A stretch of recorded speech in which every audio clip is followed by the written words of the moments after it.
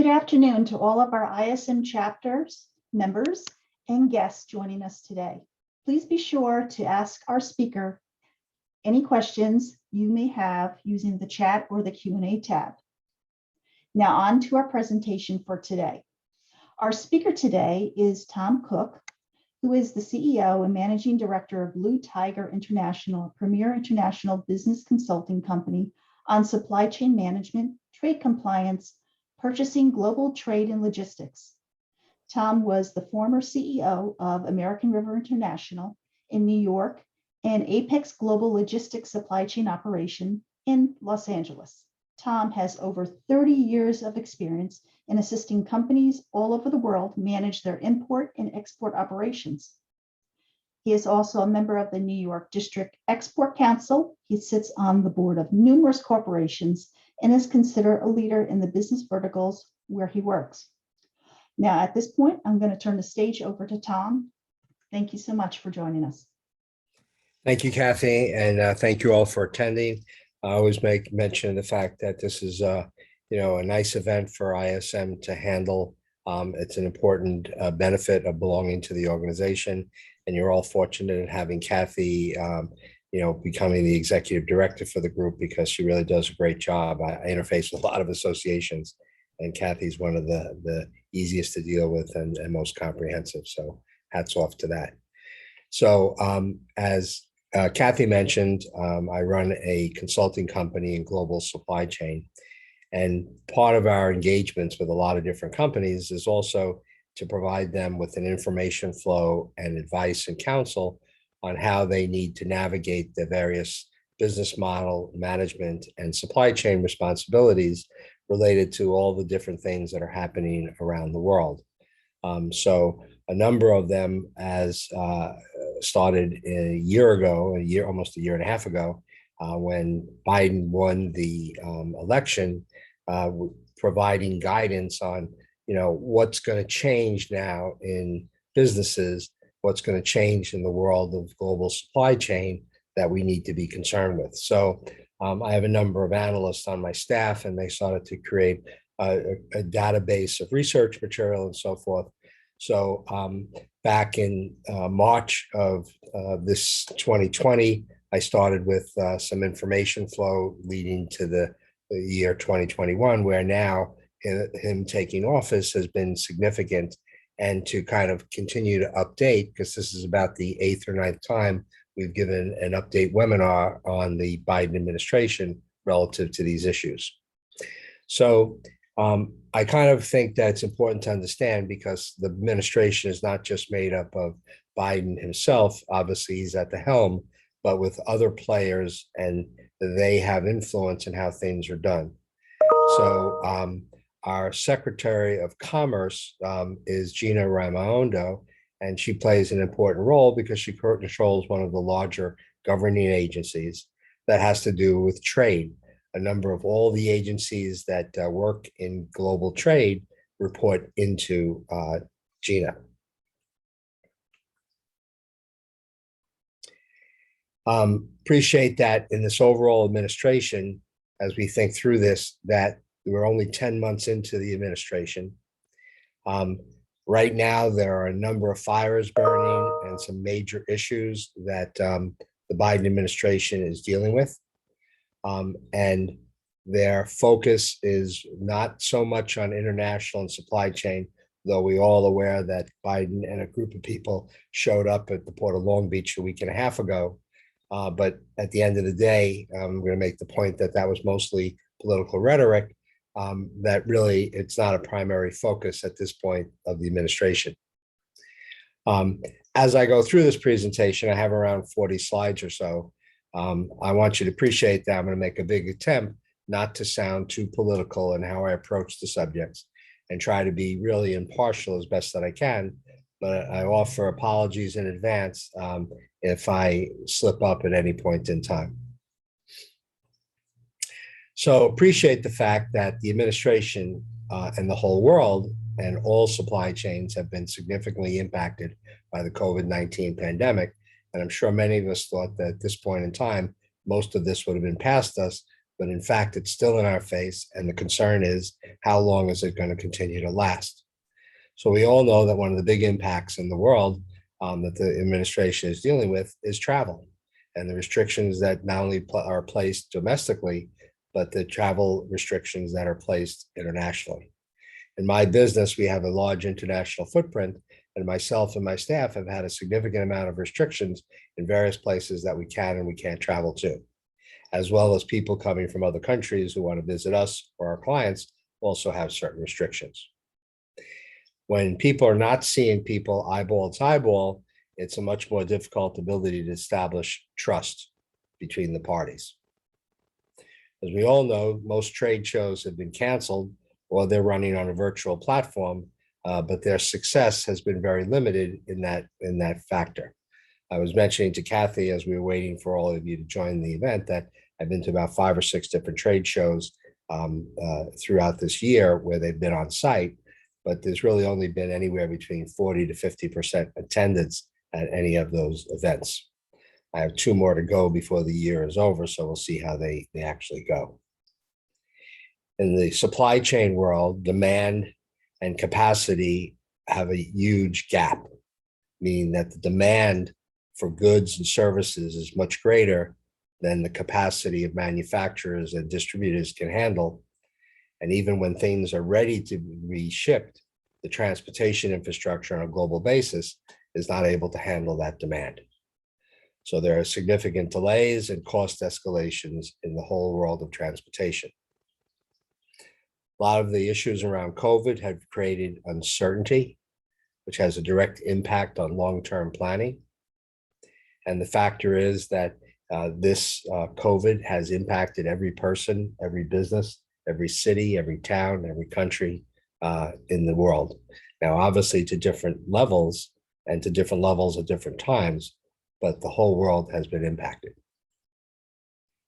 And we also have an administration, not only the one that we have now, but also the prior one, where there's a significant amount of mixed messaging coming to us from the different various groups within the administration, telling us what we can or we can't do, or where we are relative to the problem.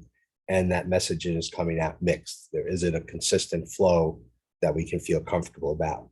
And when we really feel uncomfortable, that causes us a tremendous amount of stress and pressure, and obviously has an impact in our daily lives, not only relative to personal side, but also to the business side. So cost, delay, uncertainty are the big impacts, but there's a direct impact when we talk about our business models and our supply chain, directly impacting demand planning, inventory management, and the reality, the sustainability of our business models. The companies that are doing better through the pandemic are those that have degrees of flexibility, pliability, creativity in how they're approaching their business models, and they're making the necessary changes to be able to survive and prosper and sustain higher margins and profits and growth.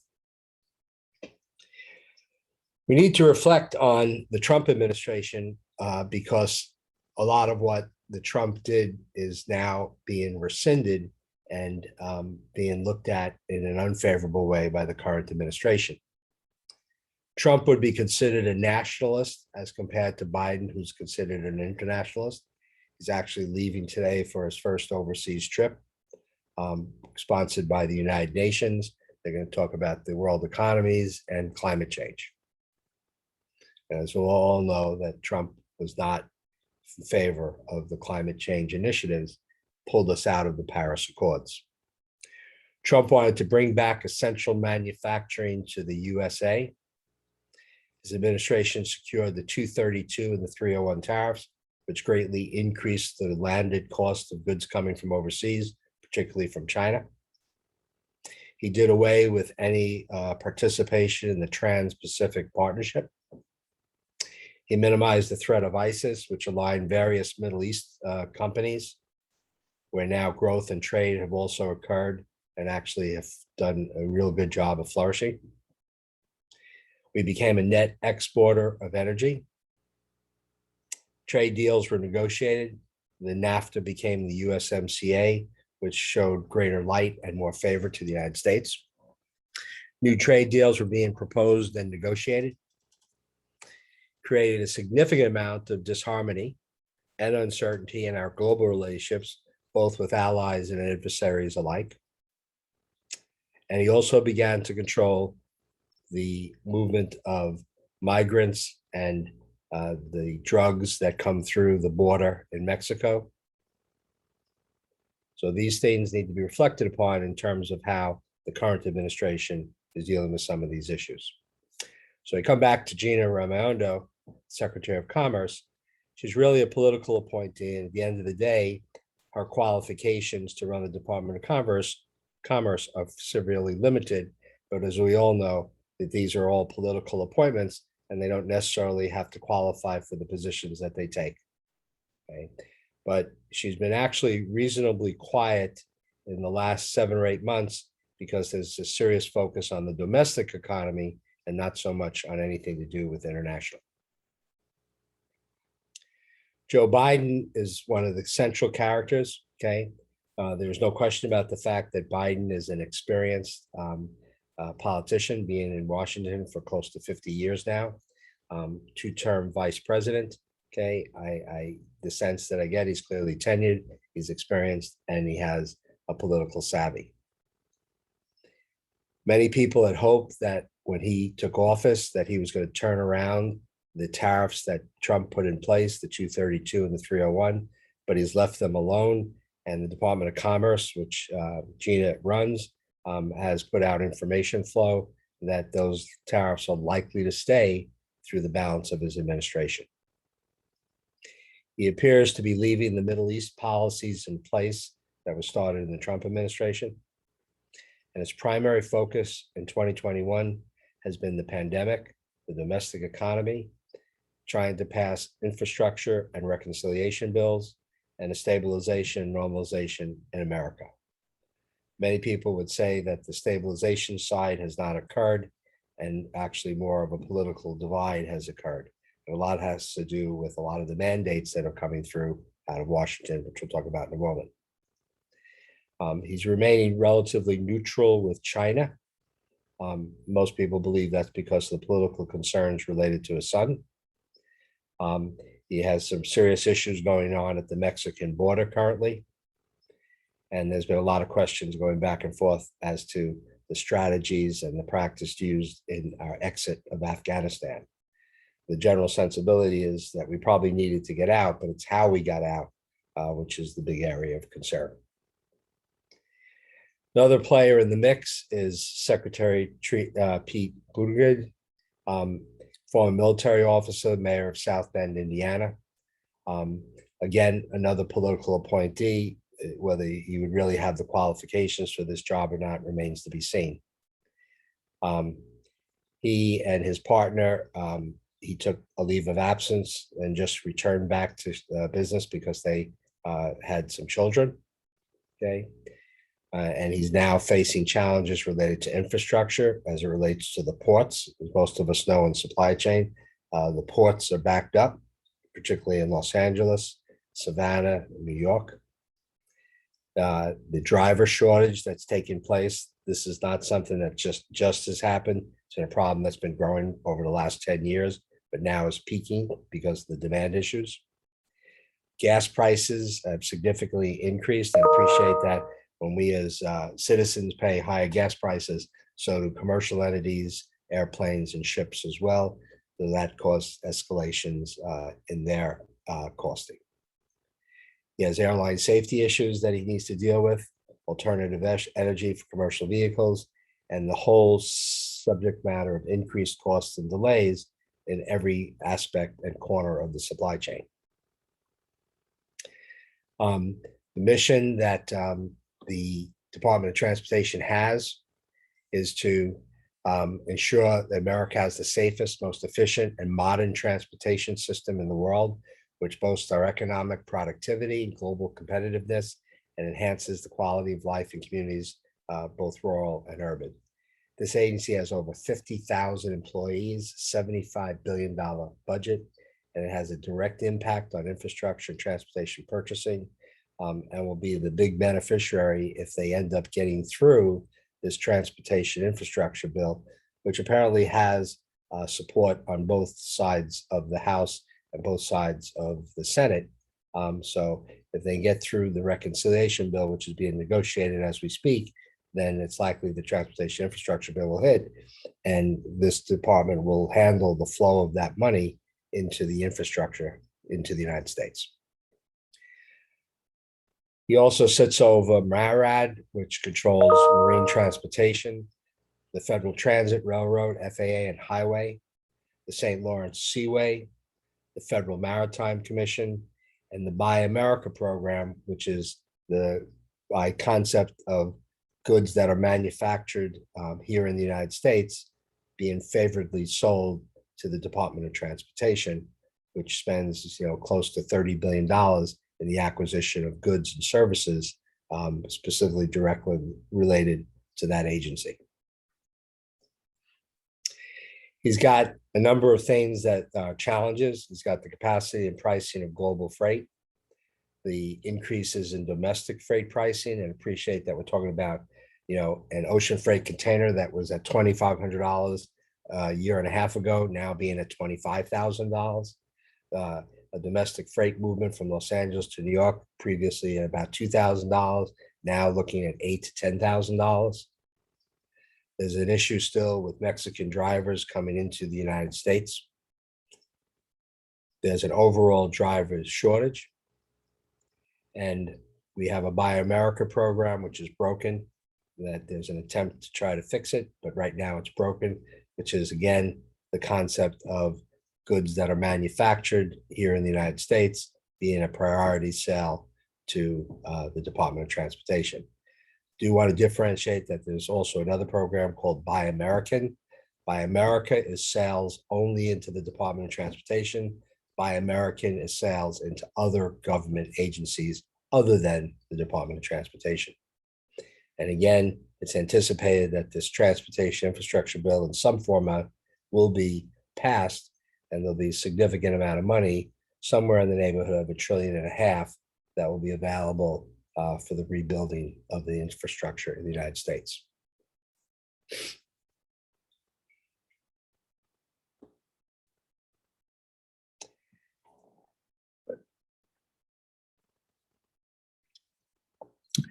Another player is our Secretary of State, Blinken, who's an experienced politician, been involved in foreign affairs for a very long time.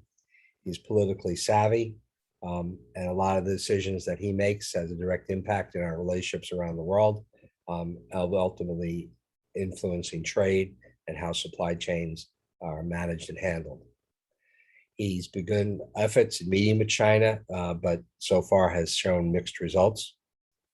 He will set the tone on how we deal with the world politically, which will heavily influence global trade.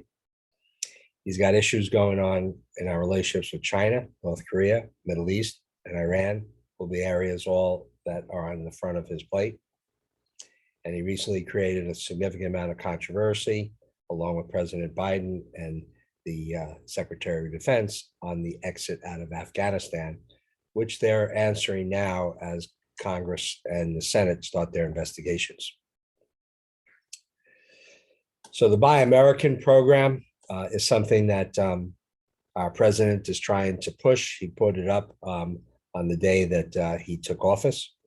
And this is an act of trying to focus on US manufacturers having the first shot at trying to sell into the US government, which has more than $1 trillion worth of spend.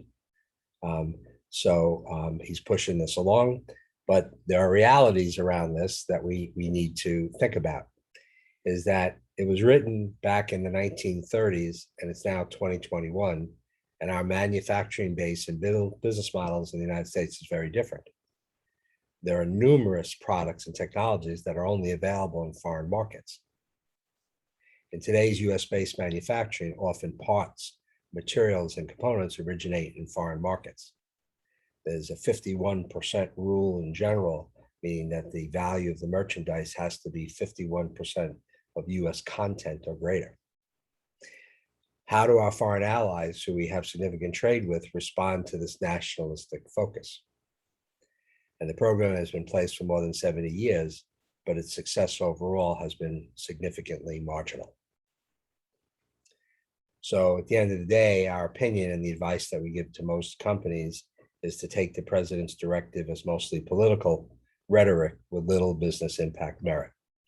However, if you are an organization that does have manufacturing in the United States, in which the value of your material of the product sold is at least 51% USA, there would be a great opportunity for you to sell into the government if in fact your products or services warranted that market.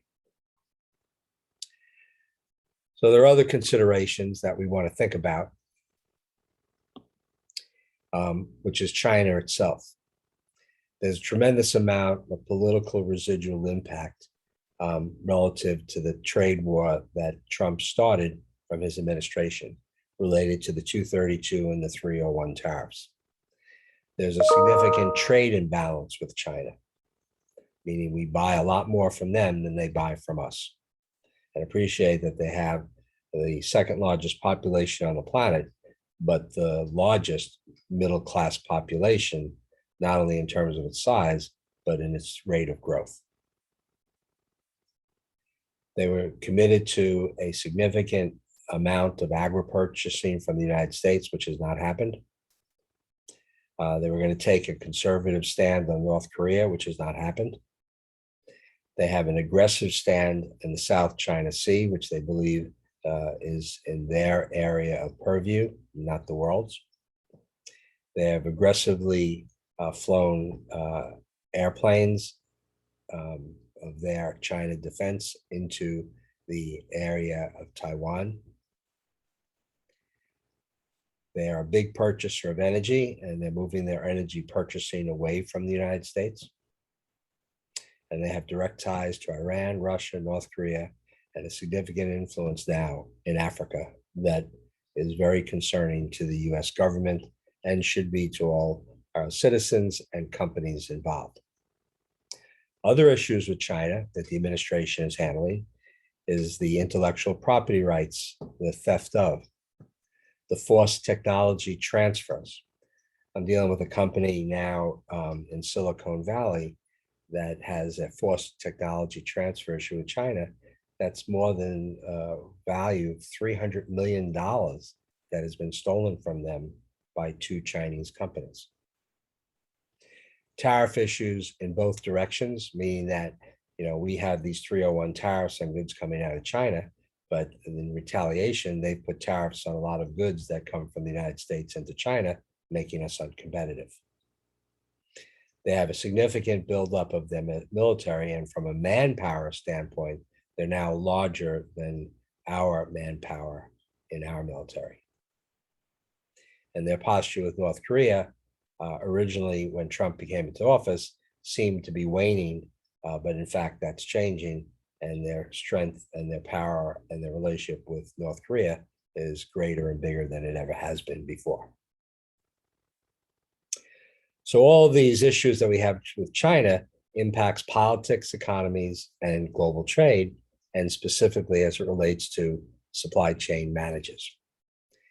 And the general trend in supply chain management and all the organizations that we belong to, such as the ISM and all the local chapters, the CSCMP, and probably more than 40 to 45 trade associations in their supply chain groups, is that most supply chain managers are taking a posture of trying to reduce their dependence on China.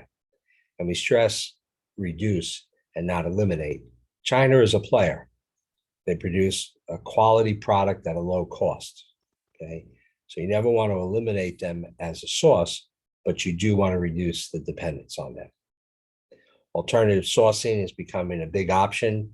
There are lots of countries still in Asia, Vietnam as an example, Malaysia, Taiwan, South Korea, that offer significant manufacturing capability, competitively priced, that can compete successfully with China. And there are other places in the world, people don't think of it, but Turkey is a huge industrial base, and programs in Mexico as a huge industrial base are all alternatives as well as well as what we refer to as nearshoring, which is bringing back manufacturing to the United States. And most companies, particularly as a result of the pandemic, are creating a diverse supplier base, meaning that they're not totally dependent on one particular country or one particular supplier. They're diversifying that supplier base, which is a risk management strategy.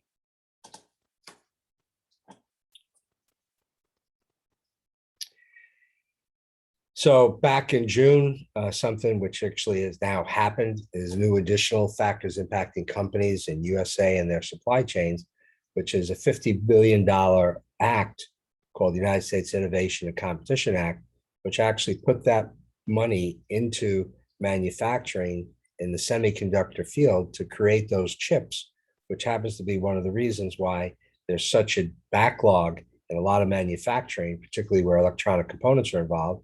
And the example would be automobiles. If any of you tried to buy an automobile, you have to wait a long time now to get a brand new car. Okay? If you're not buying the model that's right there in front of you, you ask for anything additional, it could take as much as 6 to 9 months to get a new car coming into you.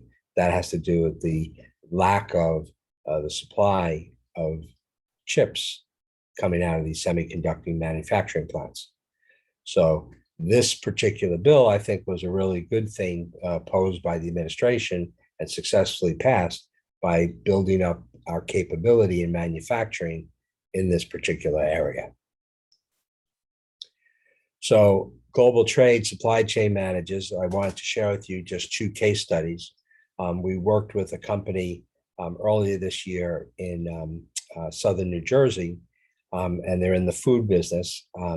And they manufacture various food products here in the United States. They have a lot of ingredients that come from around the world, and they also outsource a number of manufacturing to a number of plants in China. The delays over the last year and a half, the impact on the 301 tariffs adding 25% to the cost, they made a decision early in the year to do 2 things. One was to increase their manufacturing capability at their New Jersey facility. So they expanded the facility by about 30%. And then also to what we refer to as near source, which is to move some of the manufacturing, which could be done in some of the essential oils that they were bringing in to Mexico. We found a program in Mexico near Tijuana. The program is called the Maquiladora, and it creates tremendous advantages for the Mexican company that's actually doing manufacturing, where the goods will end up here in the United States. So at the end of the day, even in the face of this pandemic and all the problems, they were able to reduce their overall landed costs on the goods they had been bringing in from China in these 2 alternatives by about 15 to 20%. On about $100 million spend, that's a lot of impact. We have another company that is actually a foreign company based in Germany. And 2 years ago, we got a project for them to help them build a distribution capability of their products and services here into the United States. So the goal was to open up a central location in the Midwest when we took on the project 2 years ago. And then this year to build one in the East Coast, and then at the beginning of next year to build one on the West Coast. This company now has significant concerns, rightfully so, about the corporate tax rate and what it's going to look like in the United States under the new administration. So their business model was looking at a much reduced corporate tax rate that came through with the Trump administration, but that could be more than doubled now under the new administration and what they're trying to do to cover the expense of some of the bills that they're offering in some of the new programs that they want to sell. So this company has now moved one of the distribution locations into Canada as an option to the United States. And they put a hold on the 3rd location to see what happens now, because if you're paying attention to the political world, the Congress and the Senate are now fighting out these bills that are being passed or being looked at, which will increase the spend by the federal government more than $1.5 trillion for one bill and as much as $2 trillion for the other bill. and the impact on taxing corporations. So they're watching this to make an ultimate decision of whether they're going to make that investment here in the United States or not. So again, an impact in the supply chain based upon the actions of the administration. Other things that are impactful is purchasing and vendor sourcing, the impact on our landed costs, and anybody involved with the global footprint is knowing that the costs have skyrocketed in the last year and a half. The pre-existing fixed relationships, that were in place for long times are being challenged now over and over. And that we have to try to create a whole new business model that creates an ability to hold out and sustain our ability to make the margins we need, the profits we need, and the growth potential. There is a continual concern of continued uncertainty.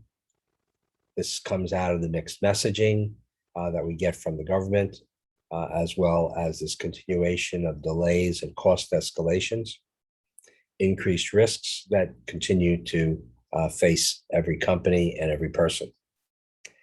So do we have to wait to the end of the fourth quarter now to see what direction is going to come out of the Capitol? Right now, the president is on his way to Europe. He left, leaving us with the impression that they've come to some kind of settlement on these bills and the size of these bills to get a Democratic majority set up. That remains to be seen. But the big question is, how do we in business plan out for the next 12 months? And where will COVID-19 be in the next 30 days and the next 90 days and as we get into 2022? Other concerns is all of us are seeing inflation. And inflation not only in consumer pricing, but in wholesale pricing, meaning what we pay for raw materials and components, the cost of transportation, the cost of warehousing, okay? Any aspect and step in the process of moving goods from point A to point B, every cost has escalated.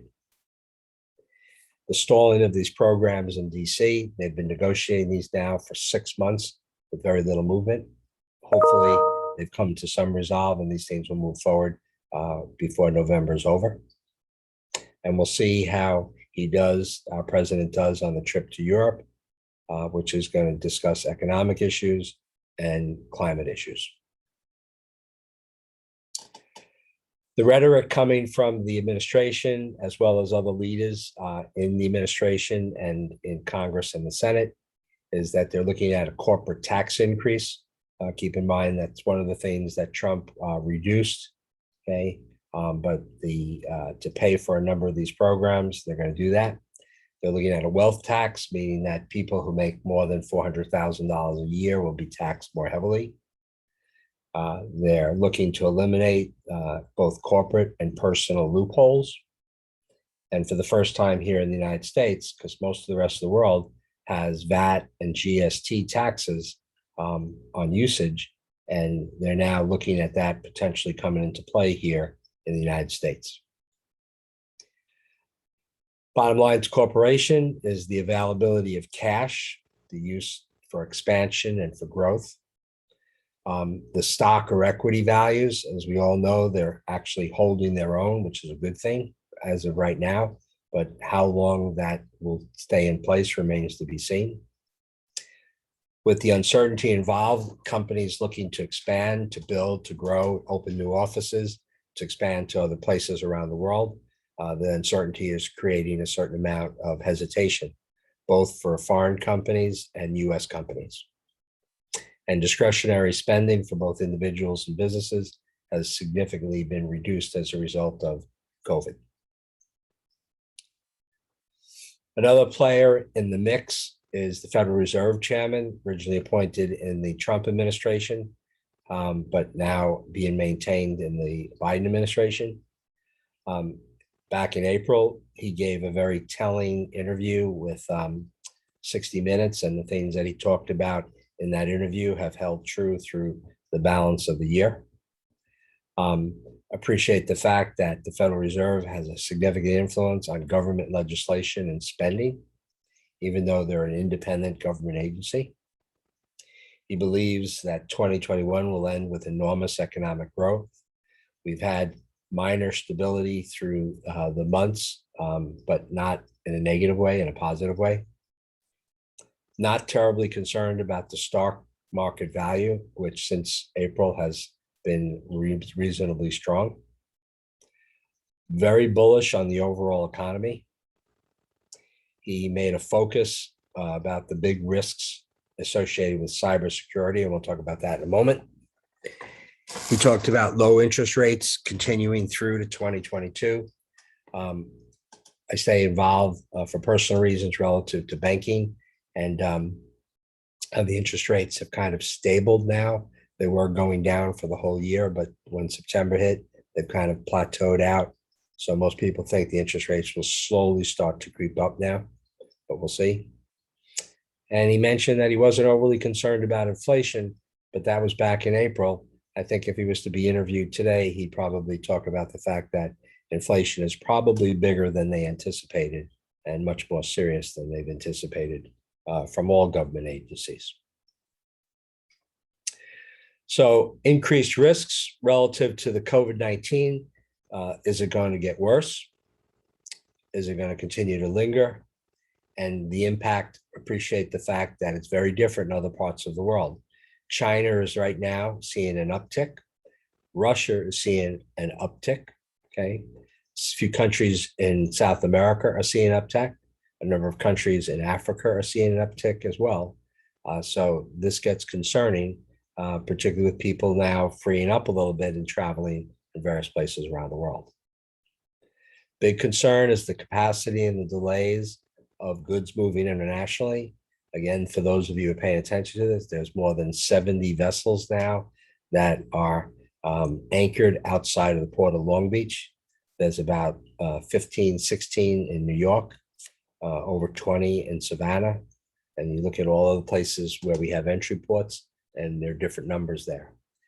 There just isn't the number of chassis, number of containers, the number of drivers, the number of trucks, number of road capacity, and the number of air freight capacity that's available to meet the demand that's in place. And just as a reference point, the demand comes from the fact that in March of 2020, when the COVID broke out and the world shut down for 3 months, for March, April, and May, everybody exhausted their inventory balances in that time frame, as people in our homes and as businesses all over the world. And the knee-jerk reaction to that was to stockpile. You all think about the fact you probably all have a lot more toilet paper in your homes than you actually need now, and probably a lot more, goods that you actually are going to use in the short term. So that hoarding as individuals stresses the retail and wholesale market. And then you have businesses doing exactly the same thing. Lean inventory in our homes and lean inventory in our businesses is over. Okay, and that's just created a tremendous demand, which has caused this capacity problem that's caused delays and cost escalations. And China, through all this, continues to be a dominant supplier base. Even though a lot of manufacturing has moved, they have grown just because the demand around the world has increased their output. We've seen it in finished products, raw materials, parts, and components. Greater in the international freight sector, but impactful related to domestic freight, 3PL services, fulfillment, particularly in e-commerce, and warehousing. The ability to get quality supply chain personnel if you need them, and the ability to acquire the technologies that are necessary to run the supply chain more cost effectively. Some of the things that we talk about in terms of solutions to some of these issues and dealing with some of the administrative issues is sourcing from free trade agreements where duties and taxes are eliminated on the movement of goods to and from those countries. enhancements in our demand planning processes, particularly related to technology. Drawback, a program that's available on goods that have imported where we pay duties and taxes and now get exported, the ability to get a return on that investment. That's a program that comes out of the government. Bonded warehouses and foreign trade zones, locations and warehouses that sit outside the US economy. They're physically here, and it could be an extension of our own warehouse or distribution center. But the goods that are in those facilities that are designated as a foreign trade zone or bonded sit outside the US economy. So there are no obligations to pay duties or taxes until they come out of those facilities. If you look at the automobile industry, all the foreign manufacturers now, Toyota, okay, and Honda and Mercedes, okay, and BMW, all now manufacture and assemble in foreign trade zones here in the United States because they gain great economic advantage in doing so. The ability to do tariff engineering, which is the legitimate manipulation of products so that we change the harmonized tariff number and therefore change the duty rate as the goods come through the border. And freight consolidation services, the ability to reduce the number of service providers and carriers to a portfolio where we can leverage our spend. So at the end of March and again in September, I attended a couple of trade shows and seminars that had people talking on trade compliance and various aspects of global trade. There were a number of speakers from the government, the various agencies, the State Department, Treasury Department, Department of Commerce, Department of Homeland Security, a number of lawyers and various commercial experts. And one of the messages that they sent relative to how the US government and a number of the governments around the world, particularly in westernized nations, is that trade compliance and compliance with all the regulations that are involved in international business are becoming much more important, and enforcement of those things are becoming much more important. And one of the things that I share with you relative to this, which came up in two of the meetings I was at, was relative to child labor, okay, and slave labor being used in a number of countries around the world in their manufacturing process. Customs now in the United States has created a list. The list has over 200 names of companies around the world that we're not allowed to buy products from because they're known to use child or slave labor in their manufacturing process.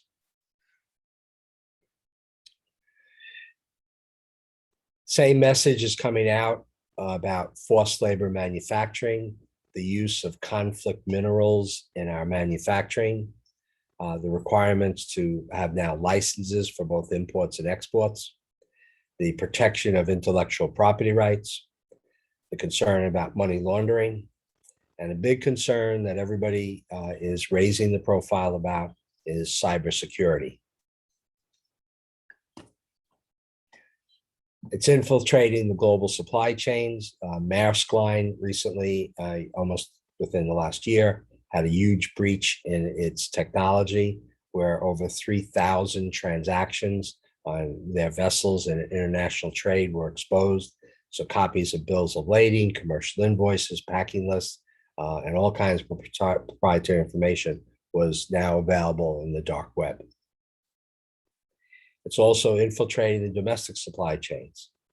And it's created a huge impact on global trade in general, and that now is becoming a criteria of relationships to making sure that the parties that you're doing transactions with have certain levels of cybersecurity built into their profile.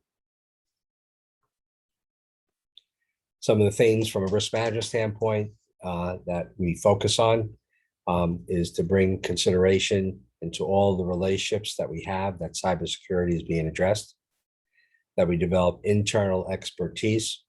One of the things in the infrastructure bill and the reconciliation bill is to raise the profile of cybersecurity that the administration is looking at and putting money available to companies to raise that bar, okay, not only with the government agencies, but with also commercial agencies and private citizens.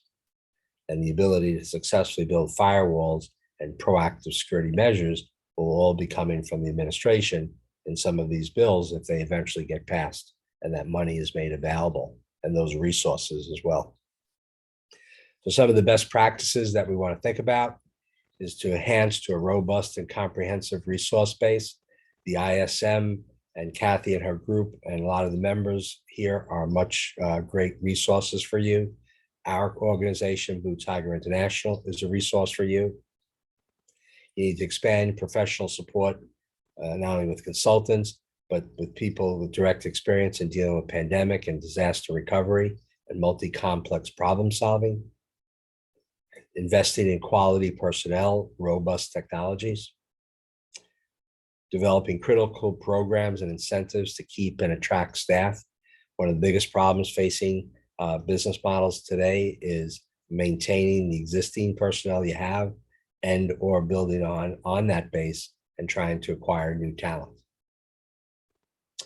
And understand that it'll be several months before we see a clear direct message emanating from the Biden administration on global trade, possibly all the way into 2022. And that's because the focus right now is on the domestic economy, and these domestic bills and the things going on domestically are overriding the international profile. So things that are areas of concern that need to be watched at, and if you're watching it for your companies and for yourself personally, is the impact of inflation in our overall economy, what's going on in the southern border, the legislative agenda, and whether or not Biden get these things through. We have elections coming up in a week, okay, and then we have big elections coming up a year from now, okay, and the results of those are going to have a huge impact on how the administration either gains greater control or reduces control over what goes on in Washington. There's a lot of activity going on now from the Department of Justice going after parents relative to school boards, which is creating a lot of dissension and communication and conversation and news presence currently. The posture on defunding police is also have a high profile and how the administration will react to this. At the end of the day, which side of the Democratic Party more heavily will influence Biden, whether it will be the liberal side or it will be the middle of the road side. And appreciate another factor that's being of concern and debated and also has divided the nations to some extent is the vaccine mandates coming out of Washington and coming out of a number of state and city government agencies. 2 books that we wrote that cover a lot to do with how to deal with disruption and to deal with a number of the things that are seeing now relative to trade. So my contact information is here. If you want to ever reach out, there's never any cost or obligations. Be more than happy to help anybody associated with ISM if you have any issues involved. So I appreciate the fact that you paid attention to the conversation and open it up to any questions that you might have. Thank you, Tom. That was a great presentation, very comprehensive as well. A lot of interesting information in there. And I hope the audience took away some nuggets out of this one. If you have any questions, please put it in the chat or the Q&A. But I will be sending a copy of the slides to everybody. You'll get a copy of the recording, as you always get after one of our programs, and of course your continuing education credit as well. I would like to mention that next week, November 3rd, we will be bringing Dr. Michael Urich, and he will be speaking on leading a culture of excellence. So we hope some of you or all of you can join us next week as well. I don't see any questions here, but a lot of people are saying great presentation, Tom, and thank you so much for joining us, everybody. Thank you, Tom. Thank you to our audience members, and everybody have a great day.